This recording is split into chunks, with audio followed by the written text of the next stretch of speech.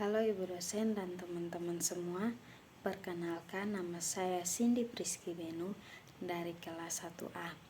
Pada saat hari ini saya akan menjelaskan mengenai saluran pernapasan. Sebelum saya membahas lebih dalam mengenai saluran pernapasan, kita harus tahu lebih dahulu mengenai saluran pernapasan. Saluran pernapasan atau tractus respiratorius adalah bagian tubuh manusia yang berfungsi sebagai tempat lintasan dan tempat pertukaran gas dalam proses pernapasan. Berikut yaitu komponen dalam saluran pernapasan. Ada beberapa komponen dalam saluran pernapasan. Yang pertama yaitu rongga hidung, rongga mulut, faring, laring, trakea, paru-paru, bronkus, bronkeolus, dan alveolus. Yang pertama yaitu rongga hidung.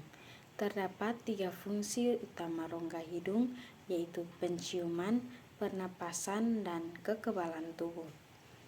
Fungsi utama rongga hidung yaitu sebagai indera penciuman.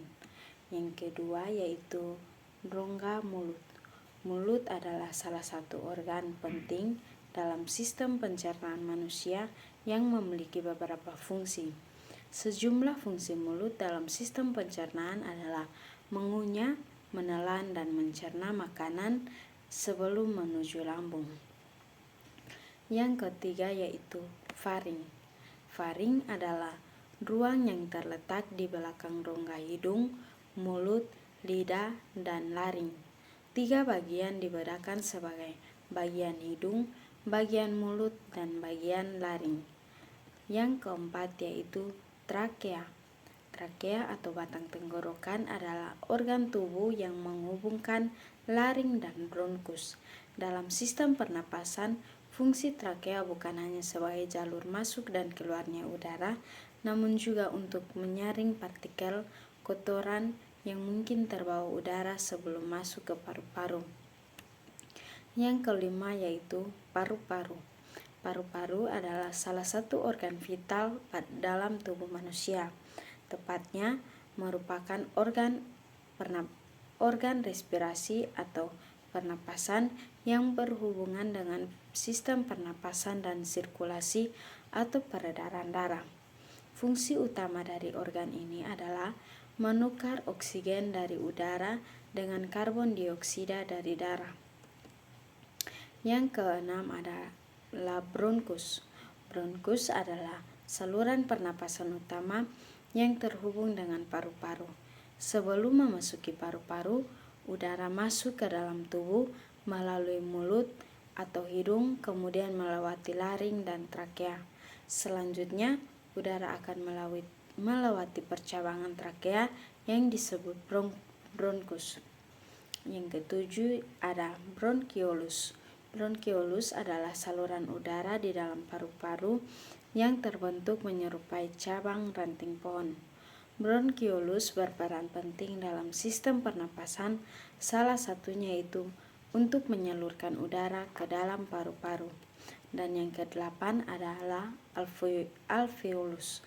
Alveolus merupakan salah satu bagian dari sistem pernapasan manusia yang mempunyai fungsi penting. Secara singkat dapat dikatakan bahwa fungsi alveolus adalah sebagai tempat bertukarnya oksigen dan karbon dioksida dalam paru-paru. Contoh salah satu penyakit gangguan pernapasan yang saya ambil yaitu bronkitis kronis.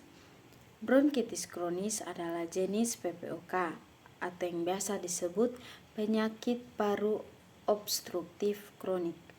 PPOK adalah sekelompok penyakit paru-paru yang membuat sulit bernapas dan makin parah seiring waktu. Jenis utama PPOK lainnya adalah emfisema. Kebanyakan penderita PPOK memiliki emfisema dan bronkitis kronis, tetapi tingkat keparahan masing-masing jenis dapat berbeda pada setiap orang. Salah satu penyebab terjadinya penyakit bronkitis yaitu asap rokok. Asap rokok mengandung karbon monoksida gas beracun yang berasal dari batang rokok tembakau yang mengalami pembakaran.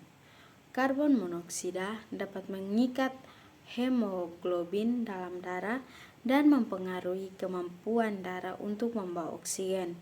Ini dapat merusak jaringan paru-paru dan meningkatkan risiko penyakit bronkitis.